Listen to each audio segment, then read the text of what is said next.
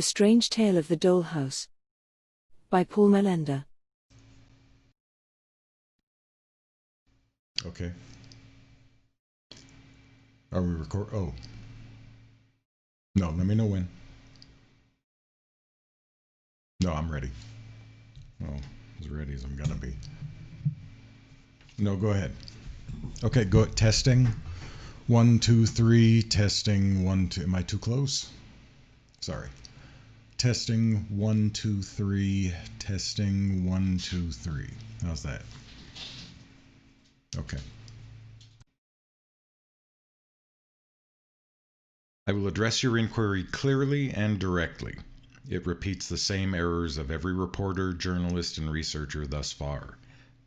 I feel no need to offer any further defense of my actions, so let this stand as the record. I do think a summary is in order to once again correct some misconceptions. It has been said, every man who hates women only hates one woman. I resent that this saying has been applied to me. In my pride, I believe myself to be far too complex for so simple a sentiment. Those who have sought scandal and controversy have concocted a number of fictions and conspiracies for their own profit or notoriety, and I have paid the price. What is more pertinent, I deny utterly any hate for women, whatever my difficulties with a select few may be or have been. Concerning the dollhouse and the mysterious events surrounding it, I am an indirect participant. In a sense, I helped spread a rumor or disseminate a legend. I was not, nor am I now, a secret disciple, a seeker, nor am I one of the faithful. Perhaps I've called up some attention, invoked it maybe, by setting myself up as the author of certain speculations, some might say through my bombastic claims. I foolishly implicated myself in something disturbing.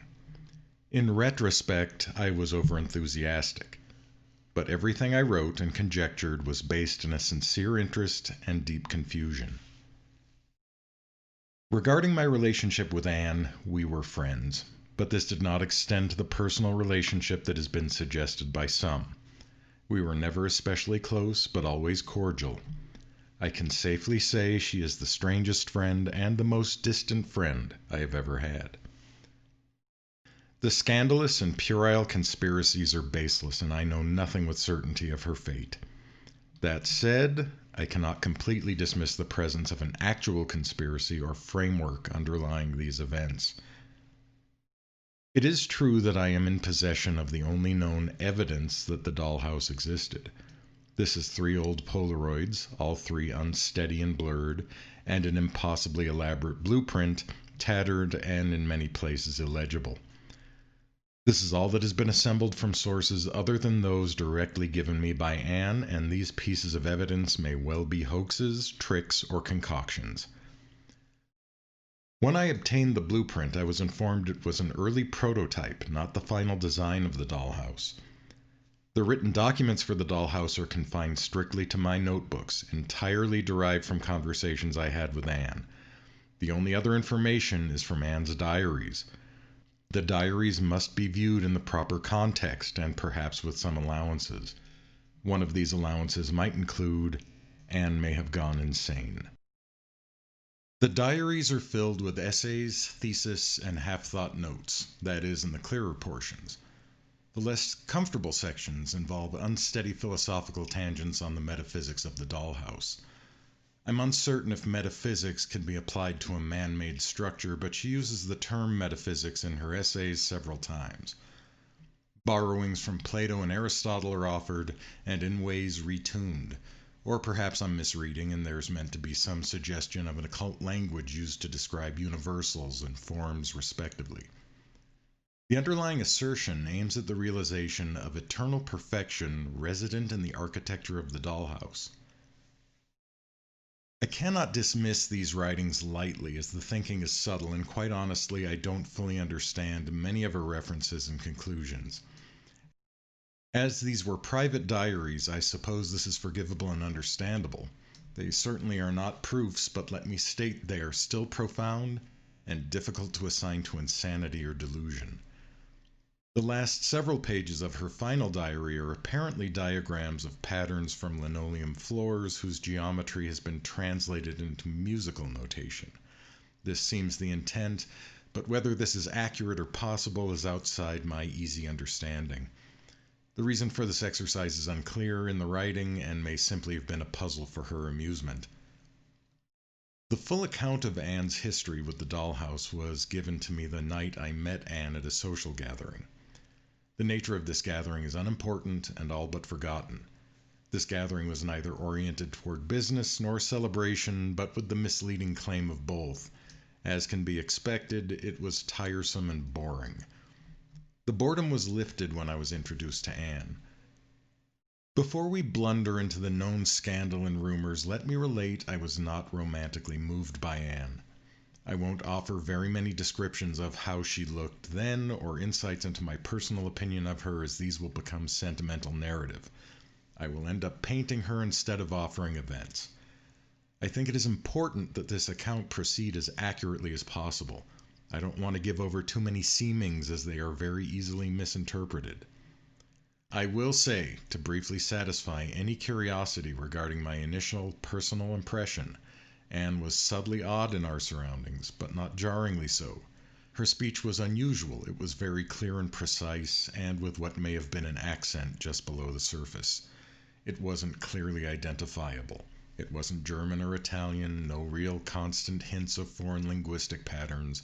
It was more that her English sang a different song than other English. Cadences and tones were patterned slightly amiss. It was not histrionic or pretentious. At times her speech seemed harmonic to surrounding conversations, which made it hard to hear her, and at other times, especially as she began her story, it clashed with the other voices in the room. As I'm sure as a parent, her voice was a distraction that called attention to other oddities that stood counterpoint to her casual and restrained demeanor. I was formally introduced to Anne by a mutual friend. This friend seemed uncomfortable with her and was overtly shifting a burden onto someone else. Admittedly, she was a beacon of silent calculation in a room of pandering laughter and overzealous business cheer. Her expressions were very calm, with no trace of a polite social smile. As has been related in several articles, usually with some unspoken implication of guilt, I have little tact. Perhaps it was thought best for the health of the party the two worst guests should be brought together and thereby spare the others. Whatever the reason, Anne was an instantly fascinating turn in the evening. After our initial greetings and the departure of our mutual friend to circulate, Anne began talking. At first it was awkward, as it seemed neither of us had much to tell the other. Abruptly, as if she had come to some firm decision, her manner changed, and I felt her focus on me. I apologize if this seems inconsistent with my above claim to tell a pure factual story, but there are portions where my perspectives of the facts need to be brought up, and concerning Anne's charisma or personal aura, I'm afraid I have little external data. She said, "I'm going to tell you a story. Hereforward, I will relate what she told me at the party as clearly as I recall, and this account will be supplemented by what little information I have been able to connect or uncover since my involvement. My speculations will be easily identified by uncertain words such as seems or it is likely, etc. I will keep these to a minimum. On her 6th birthday, Anne, her last name is still uncertain, received a dollhouse from her paternal uncle, apparently called Henry Told. Who Henry Told was is entirely unclear. The name has been connected with several hoaxes and criminal scams since the 1840s in England and the United States. The name is akin to John Smith, and John Doe is an overt means of noting a pseudonym. This pseudonym is very often connected with trickery or mysticism. Whether Anne was aware of this is unclear. The name should not dismiss the reality of the man. I've been contacted by anonymous persons who refer to Anne's uncle, indicating there is more to tell concerning him. He is indeed real, but I've uncovered nothing substantial. The dollhouse was 3 feet by 3 feet by 1.5 feet and a scale model of a narrow, simple 2-story house. The house could be opened by means of a hinge descending one of its narrow sides. When opened, the house revealed 8 rooms. The left side of the house contained a dining room and a family room on the bottom floor, 2 bedrooms and a bath on the top. The right side contained a kitchen and a study on the bottom floor, and the top floor was completely dedicated to a library. By Anne's account, the top floor was meticulously decorated and detailed. Miniature furniture, tiny paintings, lampshades with minuscule hand-painted floral designs, drawers that could be opened and carved cabinets, but most notable were the books in the library. The books were painted onto carved wooden blocks that fit into the bookshelves. The choices of books depicted were extremely unusual. Included were Defoe's Robinson Crusoe, beside a copy of the less well-known real account of Alexander Selkirk, the man upon whom Robinson Crusoe was based by Captain Woodes Rogers, A Cruising Voyage Round the World. Also present was the Divine Comedy, Don Quixote, The Count of Monte Cristo, Euclid's Elements, The History of the Rechabites, The High History of the Grail, Plato's Timaeus and Critias, Proclus's Elements of Theology, The Picatrix, and several dozen other puzzling titles. This must be deemed a first clue to the intended purpose of the dollhouse. It is of course ridiculous to assume a 6-year-old would know or care about these titles when surely most adults have only met with a few of them. That they are not books must be held close to the surface. These were only names, titles. The books existed, but not for Anne on her 6th birthday. This could either be construed as a private joke of the dollhouse's architect, or, as will become more evident, the beginning signals of manipulation. Anne had the dollhouse for 2 years without dolls. As she related, dolls were not given with the dollhouse. This was deliberate. It seems it was a condition of owning the dollhouse, one accepted by her parents. I was told when Anne first received the house, she improvised dolls out of some cloth she had segmented with string. Her parents reprimanded her, insisting she play with the house without what they called useless toys. On scrutiny, that phrase would indicate the dollhouse was not seen as a useless toy. It might suggest they considered it neither toy nor useless. Anne described their attitude as a demand to meditate on the dollhouse. Little of this demand is open to verification, as any information of Anne's family, excluding Henry told, has vanished. Anne insisted her parents held the dollhouse in deep regard, if for no other reason than its material value. They insisted she take very good care of her gift. I would not like to psychoanalyze this story, as I'm so poorly qualified to do so, but their insistence on the value of the house may not have been innocence or greed. It may have been strategy. At the age of 8, with all other toys removed and no other activities of note, Anne became very weary of her gift. She was bored with the few variables of play offered by a miniature house. One day, in a petulant and spiteful mood, she took to abusing the dollhouse. This abuse was nothing overtly destructive. She removed the blocks of books from the library shelves and with her thumbnail began to carve notches in the soft pine edges. These marks were simple, tight lines. As she progressed along one block, her thumbnail penetrated unexpectedly deep. A gap had been covered with wax. As she cleared away the wax, she found that it had obscured a separation in the wood that could only be a cap that fitted on the end of the block. She removed the cap and found within the block a tightly rolled length of paper. This was the beginning. The paper, when unraveled, gave fairly simple instructions on how to more fully open the dollhouse. It took her several weeks to completely understand what the scrolled paper suggested she do. The paper referred to keys, items in the house that when shifted or placed in certain combinations opened latches. She experimented with these keys in private. She discovered when the latches were undone, the dollhouse unfolded. Walls and floors unfolded like cheap game boards, but interlocked in geometric architectural precision. The house doubled in size. New rooms appeared, a chapel, an observatory, a dungeon, a torture chamber, and a room that was filled with clocks. The most compelling new addition was the addition of a human figure. An old wizard or alchemist in heavy robes was illustrated on the wall of each room. It was something like an illustrated children's book across the new walls. Unlike a children's book, there was only one phrase written above each picture: "Where will you find Prometheus?" This mysterious question did not at first capture Anne. She did puzzle over the illustrations and enjoyed the drawings of the old man. She attempted to narrate what he was doing room to room. She gave answers to why he stood scowling in the chapel, why he grinned at the stars in the observatory, why he was chained in the dungeon, why he was absent in the torture chamber, and why setting clocks in the room of clocks.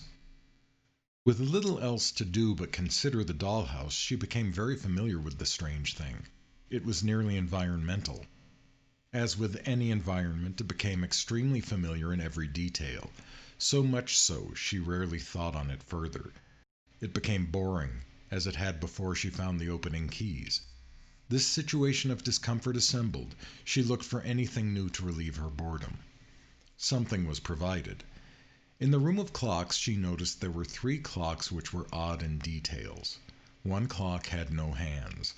On the other 2 clocks there were hands but no clock face. When she further inspected these clocks, she found the clocks were thin circular pegs shallowly inserted into the wall of the clock room. She tried the pegs and found them easy to remove. On the back of the pegs were more drawings. On the peg from the clock with no hands there was drawn a face of an anguished man. Likewise, the pegs from the clocks with the hands but no faces had drawings of hands, one right hand and one left. The right hand was drawn pointing, the left holding a full sack. After this discovery, Anne began to search with extra attention. She quickly learned the system of labor and reward the house offered. She thoroughly searched and rearranged what she could in the dollhouse until she uncovered the remaining parts of Prometheus. She eventually affixed all the parts of Prometheus onto the chair painted atop the wall of the deserted torture chamber. The hands were attached to the arms of the chairs, the face above the back of the chairs, the feet onto the ends of the chair legs, etc. A torture device rendered above the chair was designed to look like an eagle, suggesting something of the myth of Prometheus. The house's architect apparently had a strange method of education in mnemonics. Prometheus led the clues forward as his right hand, index finger extended, was affixed in its proper place. The finger pointed to a wall of the observatory. This wall apparently held a stylized Renaissance astronomical map. The finger pointed to the constellation Boötes. Anne investigated the wall and found the wallpaper was a decal that was intended to be removed. Beneath the decal, she found a tarot card, the Hanged Man. Written by hand on either side of the figure were the words Judas and Prometheus. As is not uncommon, the Hanged Man held sacks in either hand, as the left hand on the Prometheus chair did. Whether these sacks were meant to indicate the sacrifice for Zeus, or meant to infer Judas's 30 pieces of silver at the potter's field, is unclear. In any case, the back of the tarot card, when the card was removed, gave further instructions for opening the house. The dollhouse had many such puzzles. As she matured, Anne went through what could be considered initiations, grades, and levels, all encased in the lessons of the dollhouse. Each task grew more difficult, more expansive, more varied.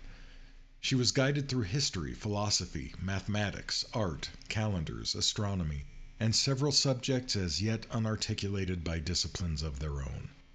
She explored and expanded the house by roughly 2-year intervals until she was 18. When fully unfolded, the dollhouse took up most of her bedroom. The house was assembled to open in convenient parcels while other sections remained unfolded. This, however, did not assist the inevitable limits imposed by the physical structure of the house. When fully extended, the house was very fragile, no longer a weight-bearing structure, but a sheet. Anne attempted to describe the final puzzle of the dollhouse to me, but I regret to report, as I have before, it was too complex for my easy understanding. This last puzzle solved, the house gave over its final revelation. As it became a giant geographical map with 1/16 or so of one corner devoted to an architectural blueprint of another house. The details of the map were vague and yet precise. What geography the drawings mapped was entirely vague and unnamed. The only clear location was a point on the map marked, "You are here," with a road that trailed at an unknown distance, the scale was not given, to a location marked with an X. The road of this map was identical to the real road which ran outside her home, but no other detail of the map matched Anne's location. Though the map was apparently a fiction, the directions from "You are here" to X were accurate. Anne restored the map to its original shape, placed it in her car, and with the help of a smaller copy of the map she drew by hand, she set off for X. After a drive of roughly an hour, Anne arrived at X. It was not, as might be guessed, a house just like her dollhouse. It was a house. It was a bright, somewhat plain, painted brick house in a suburban neighborhood. It was 2.5 stories and visibly empty. Among my Polaroids there is a photo of a house that fits this description. It was neither a frightening nor conspicuous house. To describe it as an average suburban would be factual. As I mentioned, she found no trace of habitation. After a short trek on a plain sidewalk and weedy garden, she touched the house. She described the front door as oaken and carved in the imitation of a Scandinavian church, which doesn't quite agree with my Polaroid or her drab description of the exterior of the house. Make of this what you will. Within the tangled designs in the center of the door was a brass knob which she carelessly turned and thereby entered. The door was not locked. This is how the story went that night at the party. She had moved into the house by her own account. Whether she purchased the house or was squatting, I do not know. If you're familiar with the general outlines of the rest of the story, you will know it is irrelevant whether legality was obeyed. Let's be clear. I never went to the house. I never discussed the neighborhood where the house sat. Everything about this is by report. It may all be lies. What I saw Anne do and what I experience have convinced me only to the fact something was, and likely is, very strange. Murder may well be included in this strangeness. Then again, it may not. I will continue. The night I met Anne, she had lived in the house for roughly a month. I found this story interesting enough, and we agreed to meet again at some later date. I gave her my phone number, which she sparingly dialed. We did meet several times over the next few years, and can even be described as friends. We were never very close, but we were able to exchange casual stories in a passive conversational way, and I aggressively listened to her outrageous house tales with the excitement with which she told them. It was our only real point of relationship. After a time, my interest in the possibility of the dollhouse and the real house became distracting. Consideration of the dollhouse conspiracy became my favorite pastime. I endeavored to research very superficially some of the strangeness attached to the story, notably Henry Told. The more elaborate and unlikely the story seemed, the more I enjoyed thinking on it. I waited patiently but hopefully to hear from Anne at more regular intervals. It was like waiting for one's favorite author or musician to produce their next work. Anne didn't disappoint. When we did meet on those sporadic occasions, Anne offered some rare narratives. She reported the house was continuing her education. No longer was she dealing with models, but with actual instruments, puzzles made of real things. Though uninhabited when she arrived, the rooms were sparsely furnished, but highly decorated. One room was empty except for a podium with a lone book open to a certain page. Anne stubbornly refused to tell me the book. Another had a tapestry and mirror hanging in a room decorated with veils with cherubim embroidered on them. Another room had several musical instruments, viols, saxophones, flutes, etc. These instruments were intended to be musical instruments, but not by their usual design. Instead, the clues indicated they were to be used as percussion instruments. These oddities confused and excited me. Anne, however, seemed bored. She offered that when solved, the solutions to the rooms combined to make still other puzzles, and that these puzzles separated like cells. They became more diffuse and more mundane. The puzzles were becoming a description of everything in concurrent time. They were no longer puzzling, they were descriptive. They were a language of puzzles to describe what is plain. To me, they were puzzling. As might be expected, this too was a puzzle. After a time, Anne found that the puzzles were not describing something. It was what they were missing. Eventually, every corner and scratch of the house directed Anne to every other divot or blemish until she was roaming in circles. She was caught in a labyrinth. The Ariadne thread was more of a spider web entangling her than a guideline. But something was wrong. Something was not described. It became more conspicuous when she retread her steps. Something was being avoided. In the painted caves in France, there are ancient scenes of animals, and whatever their purpose, they've been crowded onto walls and ceiling. In the earliest used caves, something is emphatically missing from these paintings. Humans. Like the missing agents expected to embody the cave artists, something was noticeable by its absence. So Anne paused. Perhaps feeling somewhat burned out, she started dismantling the puzzles, not unlike her petulance as a child marking blocks painted to look like books. She informed me she was simply taking the riddles down when she made a discovery. Following the signs the riddles posed, she had ignored her native thoughts, her own mind. She had become so immersed in unraveling someone else's devices she was not thinking as herself. When the signs were removed and her simple senses, such as sight, grown back into use, she noticed she had never looked at the house. She was unaware of where she had taken residence.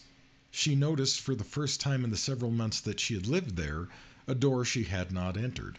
It wasn't a hidden room, but could have been an easily visible closet or bedroom door leading from the living room. When she opened this door, she found a stair descending into a lower level of the house she had not known existed. This brief moment of sunshine provided by her thinking was rapidly clouded by riddles once again.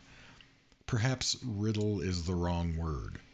Riddles are bait, lures, or guides. What she found no longer asked anything. It no longer enticed toward a mysterious objective. It was the prize, the treasure which one tolerates riddles in the hopes of catching. Make no mistake, it was not a restorative treasure. It was nothing to bring out and spend or glorify. It isn't like fabled treasures, something that sets things aright or fills the miserable gap eating away at hope. It was a treasure built only for someone raised and instructed by chimeras. The stair led to a chamber very deep below the house. By her description, the chamber was roughly the same size as the house below ground level. In the center of the chamber and encompassing most of its space was a strange structure. It was roughly spherical, but often interrupted by angles and beams. It was a chaos of dollhouses, a structure braided from models of architecture. This monster was thousands of walls, pillars, window panes, casements, doors, thresholds, furniture, and so on. It must have looked like a rubbish heap pushed downhill as it swirled. Perhaps not. By her description, a fall would have been far more fluid. It moved like a clockwork, shifting, locking, sticking, dropping, swinging, then redirecting its weight.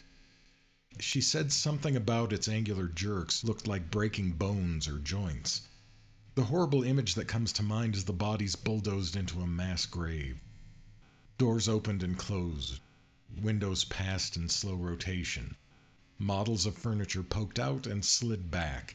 Cracks and rents appeared in the familiarity of the houseness. The interiors and inner workings of the house were revealed and again eclipsed.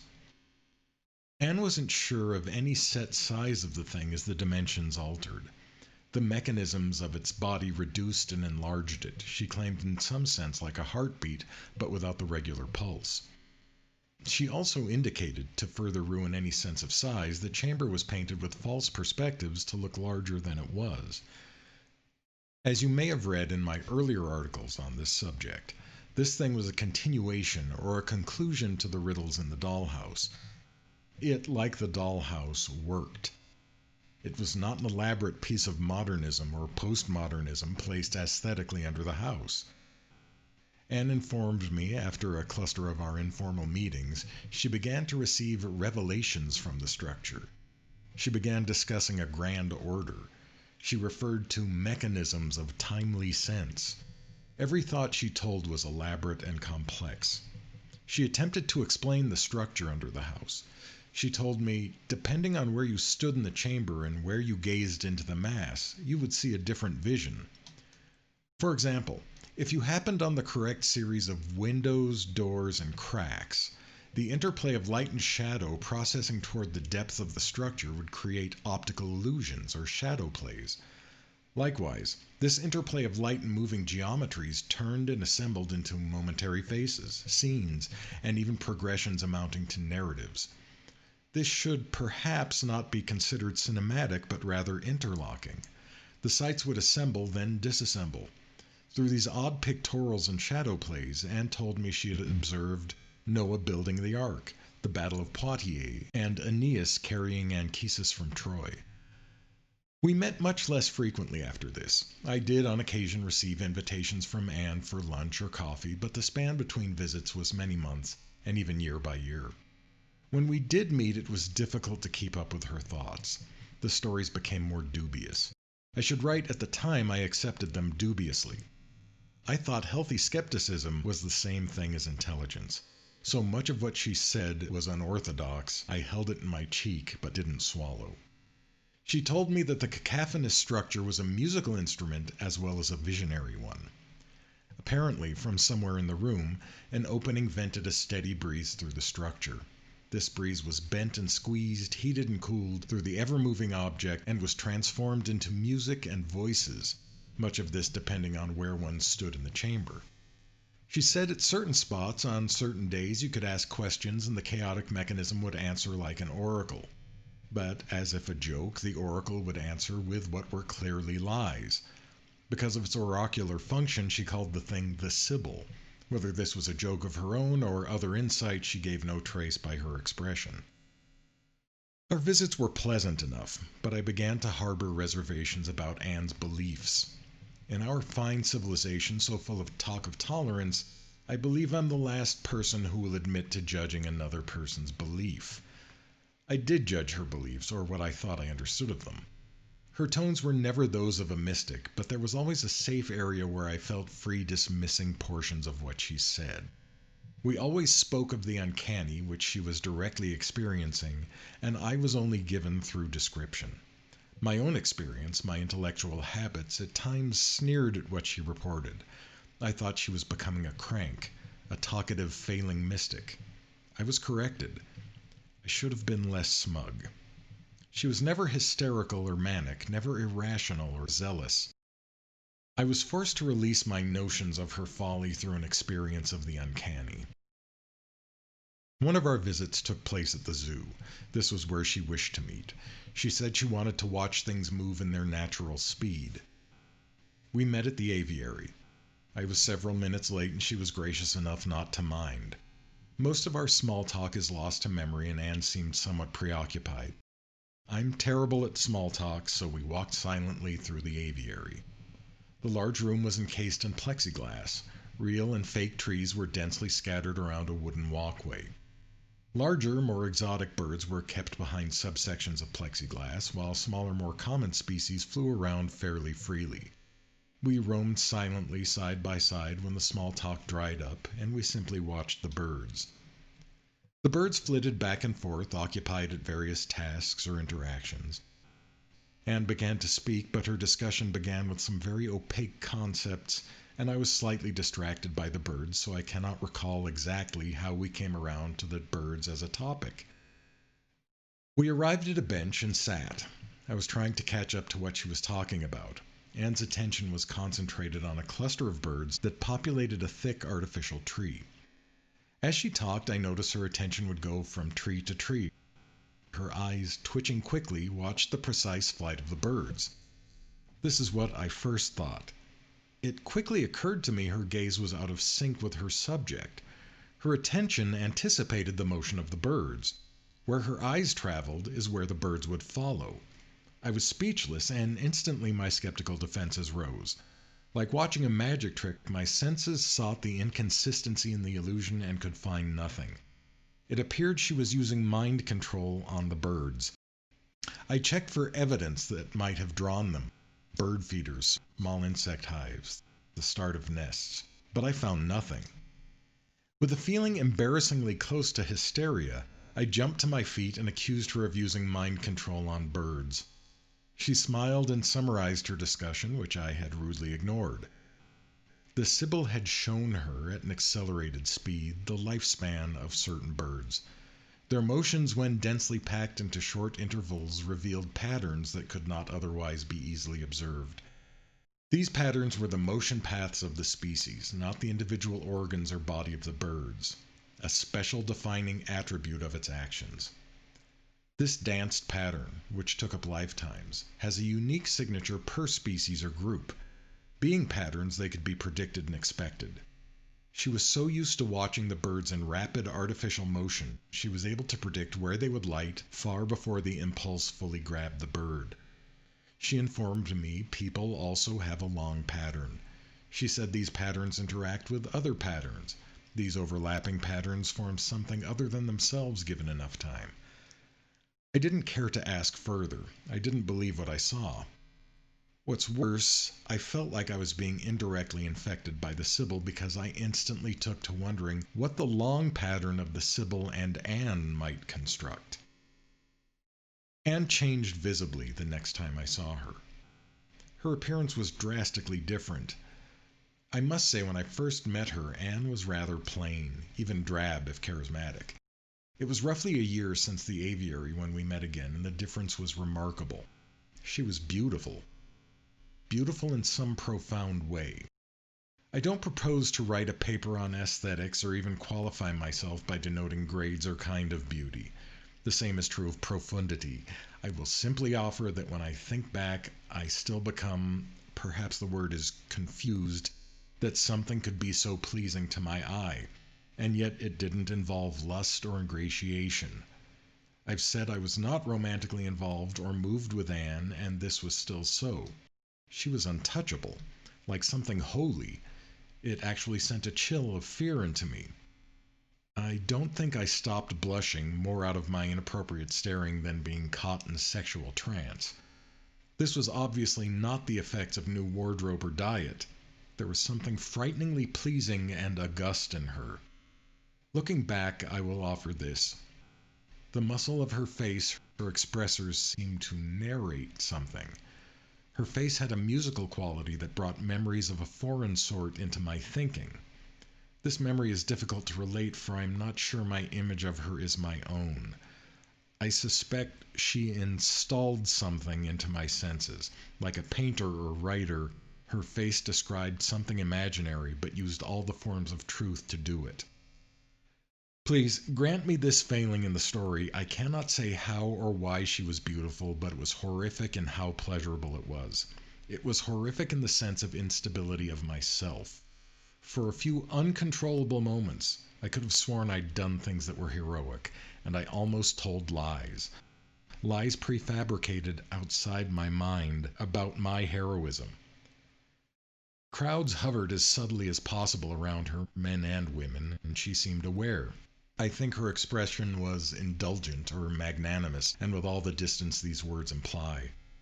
Perhaps she watched the long pattern of humans and invented ways of manipulating it.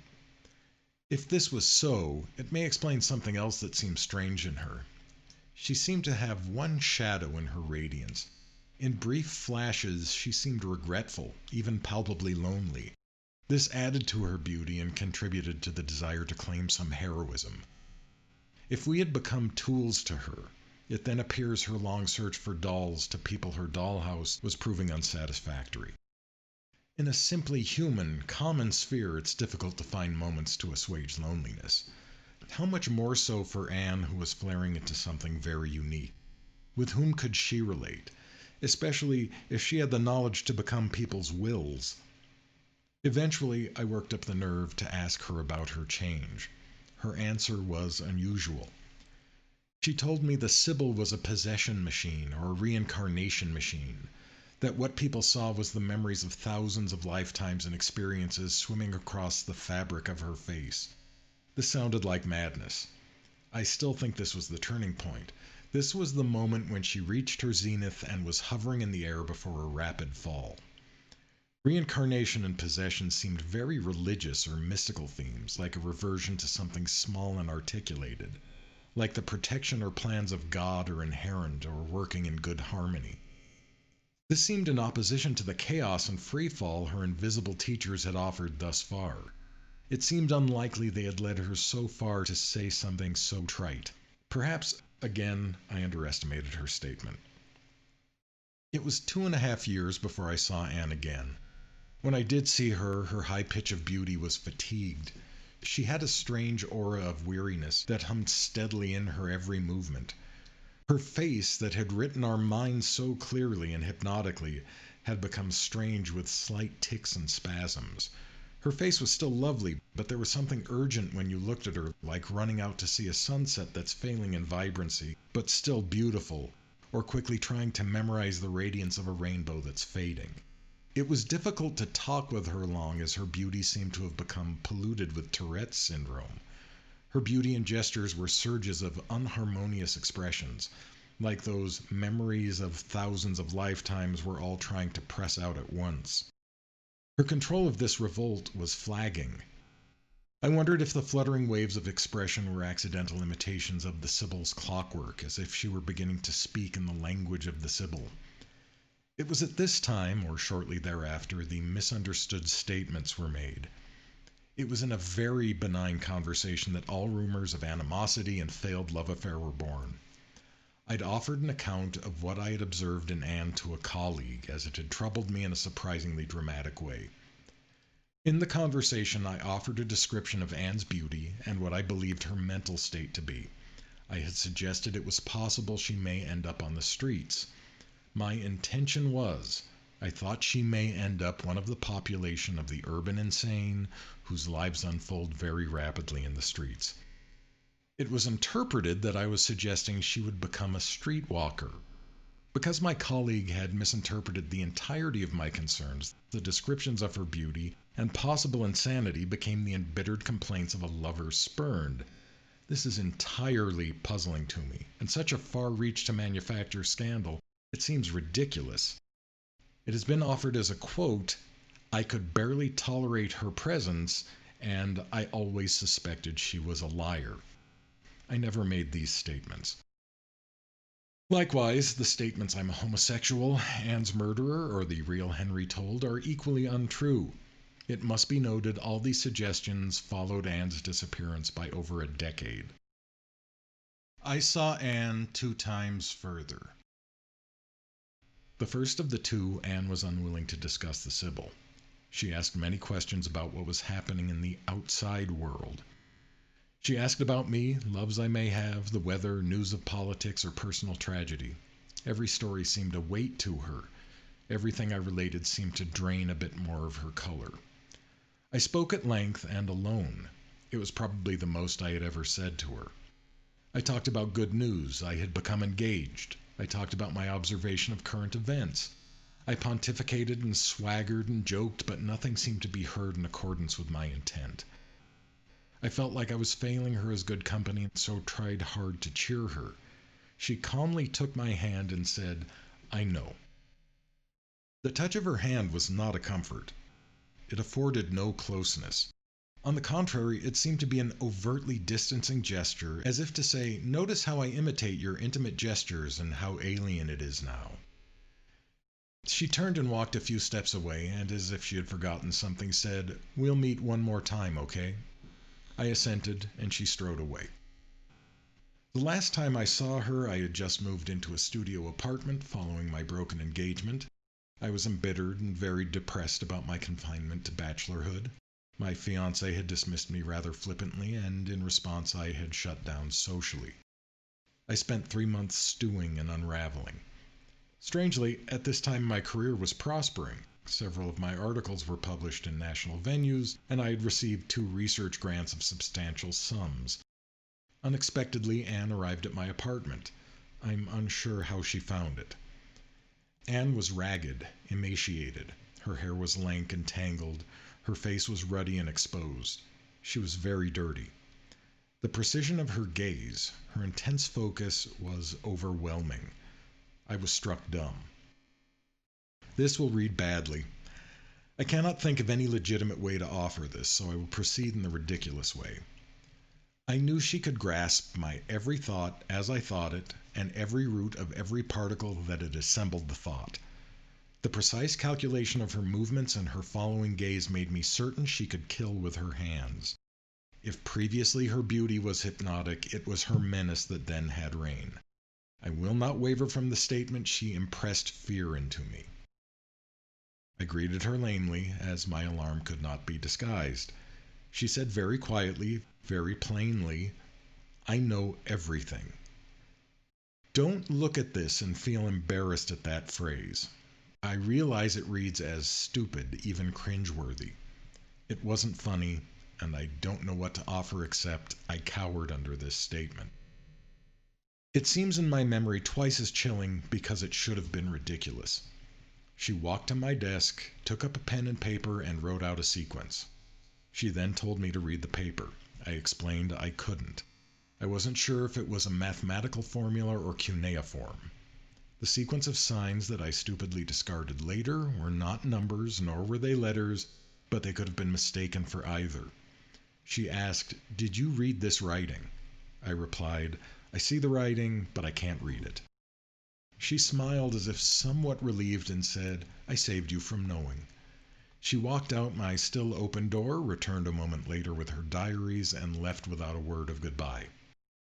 Shortly thereafter, police investigations began. Anne was missing and suspected dead.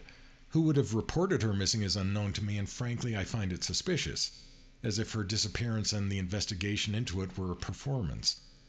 As far as I know, she had very few friends and no family. The police informed me her parents were deceased. I've considered these events over the years, and I've met with very few answers. No one has ever found the house to my knowledge, neither have they found the dollhouse. What I hold has been acquired from Anne or through anonymous correspondences due to my articles on this subject. I believe I'm the only person who holds this much evidence, and it is meager. In ways, I hope this was all a young woman's contagious delusion or a hoax. I don't actually believe it is a hoax, but I can't reconcile that it is fact either. It was my own essays on Anne and the Sibyl that first alerted the mystics and conspiracy theorists, and though a profitable audience, they are poor company. They're prone to gossip. I've been reported in collusion with extraterrestrials, Atlanteans, trans-dimensional masters, and satanic cults. I have also been pestered by initiates and the spiritually sensitive who wish to know my secrets. I have no secrets. I'm an observer to lives, I've come to believe, and should not be confused with the living. I cannot scorn these persons too much as I relate to them in ways. I'm still intrigued by Anne and the Sibyl. I've been unable to let this mystery loose, both out of pity for Anne and insatiable curiosity. What drives this may be a desire for the restoration to sense, for Anne has presented me with the hope that sense is a failed endeavor. It's very uncomfortable to have one foot on the boat and one on the shore. I continue to ponder these events, but will write no further articles, essays, or editorials following this letter. Before I end, I would like to mention two things that were presented to me. A very good friend of mine, a philosopher, offered me his thoughts on this one evening in a college bar. My friend suggested the Sibyl ontology. He suggested the Sibyl might be the bone of the universe, or a description of the bone of the universe. By this, I think he was indicating it was something akin to every possibility. It was without set space or time, as is everything, but in likeness to everything, even times and spaces that never were and never will be. The second suggestion was related to the first. The Sibyl might be sin or the devil, or the first and only lie. He suggested the Sibyl was still the bones of the universe, but that the universe was dependent on the instability and mixing of attributes to impossibility in the sense it corrupted the universe. He suggested without the constant impossibility of the Sibyl, the universe would cease to progress. It is the motor of the universe through violence and frictions with order and sequence. The universe is the product of an ever-unfolding lie, limitless in attributes that stir the universe and limited in structure so as not to fully invade. The Sibyl is bound by its form. It may only describe. These philosophies are poetic. I would adhere to neither idea. It may, or rather, may it be, a hoax. Thank you for your time. E.A.